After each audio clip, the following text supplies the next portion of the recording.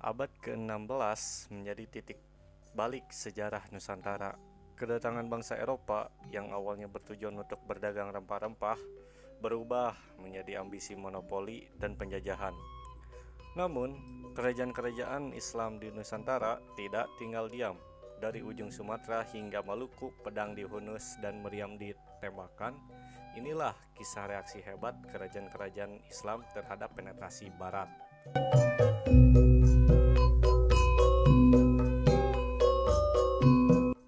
Semua bermula di tahun 1511 saat Portugis menaklukkan Malaka. Peristiwa ini mengguncang stabilitas ekonomi dan politik kawasan.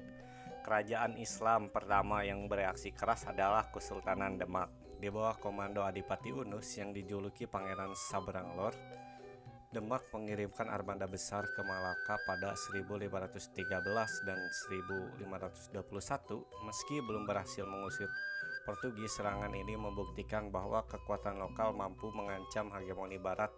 Demak juga berhasil membendung pengaruh Portugis di Jawa dengan menaklukkan Sunda Kelapa melalui Fatahillah pada tahun 1527.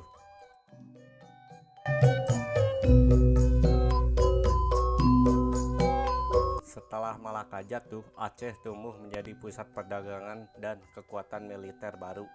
Di bawah Sultan Ali Munghayat Shah hingga puncaknya pada masa Sultan Iskandar Muda, Aceh menjadi musuh bebuyutan Portugis. Aceh menjalin hubungan diplomatik dengan Khilafah Utsmaniyah di Turki untuk mendapatkan bantuan ahli perang dan meriam.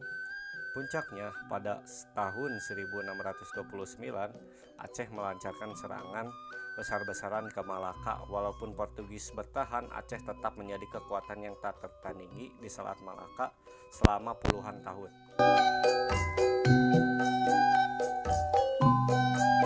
Beralih ke Jawa bagian tengah, muncul kekuatan besar bernama Kesultanan Mataram. Sultan Agung Hanyakra-Kusuma menyadari bahwa keberadaan VOC di Batavia adalah ancaman bagi kedaulatan Jawa. Pada tahun 1628 dan 1629, Sultan Agung mengerahkan ribuan prajurit untuk mengepung Batavia. Meskipun serangan ini gagal karena kendala logistik dan wabah penyakit, keberanian Mataram memberikan pesan jelas bahwa Nusantara tidak akan pernah tunduk pada monopoli Belanda. Di timur, Kesultanan Gorontalo atau Makassar menjadi duri dalam daging bagi VOC. Sebagai pelabuhan bebas, Makassar menolak keras monopoli rempah-rempah Belanda. Sultan Hasanuddin yang dijuluki Belanda sebagai ayam jantan dari timur memimpin perlawanan yang sengit. Namun, lewat taktik divide et impera atau adu domba, VOC bersekutu dengan Aru Palaka dari Bone melalui perjanjian Bogaya tahun 1667. Kekuatan Makassar akhirnya dipangkas, namun semangat perlawanannya terus menginspirasi perjuangan di daerah lain. Di ujung barat Jawa, Sultan Agung Tirtayasa dari Banten menjadikan kerajaannya saingan berat Batavia dalam perdagangan internasional. Banten membangun armada laut dan saluran irigasi besar untuk memperkuat ekonomi rakyat. Sementara itu, di Maluku, jantung rempah-rempah dunia, rakyat dipimpin oleh tokoh seperti Sultan Baabullah dari Ternate yang berhasil mengusir Portugis, serta Sultan Uku dari Tidore yang melakukan gerilya laut melawan Belanda. Mereka membuktikan bahwa tanah para raja ini tak mudah untuk dikuasai.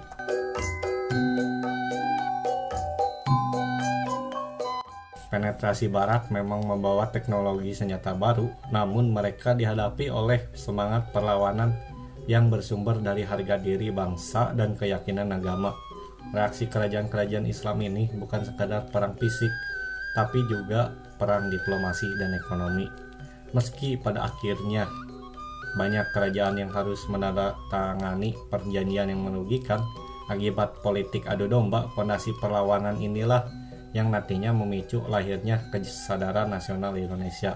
Sampai di sini pemaparan saya, semoga bermanfaat bagi kita semua. Terima kasih telah menonton. Jangan lupa like, comment, and subscribe dan tulis di kolom komentar pendapat kalian tentang materi yang saya telah sampaikan tadi.